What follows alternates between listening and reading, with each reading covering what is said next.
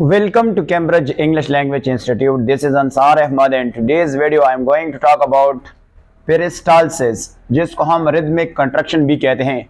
First year की biology से unit number 11 digestion का आज हमारा चौथा वीडियो है। अगर आपने इससे पहले वीडियो नहीं देखी, पहला वो देखे फिर इसकी तरफ आते हैं। आज इसको हम डायग्राम से देखते हैं कि पेरिस्टाल्सिस बेसिकली क्या है। तो आज चलो स्टार्ट करते हैं।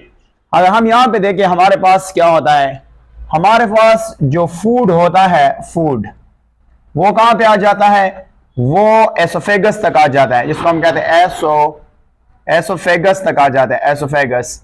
और ये एसोफेगस से फिर कहां जाता है, ये एसोफेगस से जाता है स्टमक तक। ये कहां तक जाता है, स्टमक तक, जिसको हम मैदा वगैरह कहते हैं। जब मैदे तक जाता है तो ये पास करते हैं एक वॉल से, जिस वॉल को हम कहते हैं कार्डियक स्फिंक्टर, जिसको हम क्या कहते हैं, कार्डियक स्फिंक्टर कहते हैं। स्फिंक्टर का मतलब क्या होता है, वॉल होते हैं। और ये किस तरह जाते हैं, by the construction of smooth muscle. दो तरह के मसल है, दोनों को हम डिटेल से देखते हैं। बाय हम कह सकते हैं by contraction of smooth muscle, contraction of smooth muscle.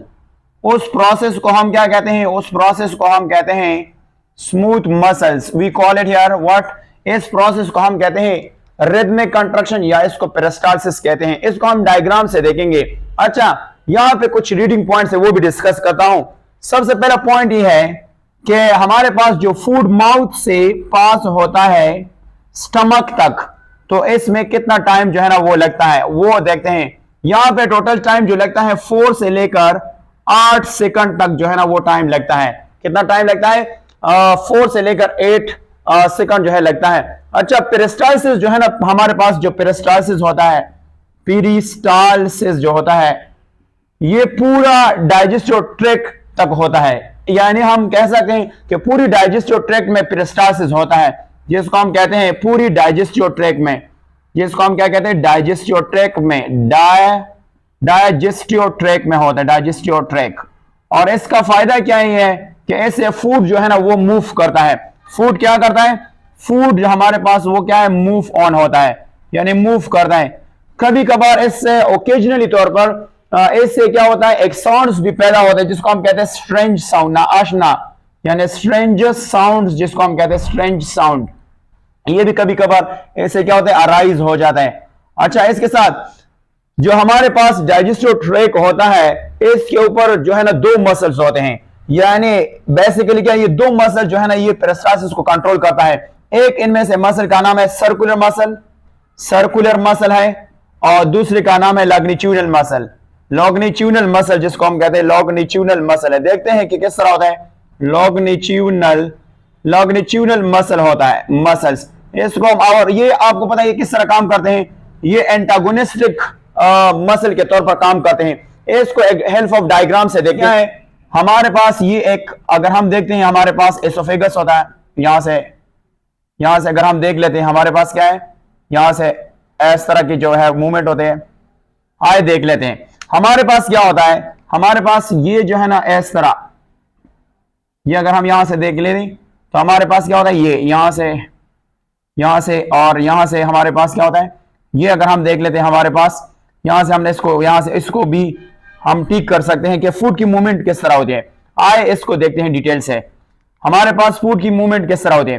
तो सबसे पहले हमने मसल को जानने की कोशिश करते हैं। यहाँ पे जो मसल्स होते हैं, यहाँ पे 2 तरह के मसल जो है ना डाइजेस्टिव ट्रैक्ट में मौजूद होता है। ये जो हमारे पास मसल है, इसका नाम है सर्कुलर मसल, जिसको हम कहते हैं मसल। और यहां के ऊपर जो मसल होते हैं, ये भी सारे आपके पास सर्कुलर मसल होते हैं, सर्कुलर मसल्स होते हैं, जिसको हम कहते हैं मसल। और ये हमारे पास कौन सा मसल होता है, इसको हम सर्कुलर मसल कहते हैं, सर्कुलर मसल, इसको हम कहते हैं मसल। आए देख लेते हैं इसके ऊपर, यहां पे जो मसल होते हैं ना, ये जो आपको नजर आता है इस तरह मसल्स, इस मसल को लॉन्गिट्यूडनल मसल कहते हैं। ये जो आपको नजर आता है इसको क्या कहते हैं, लॉन्गिट्यूडनल मसल।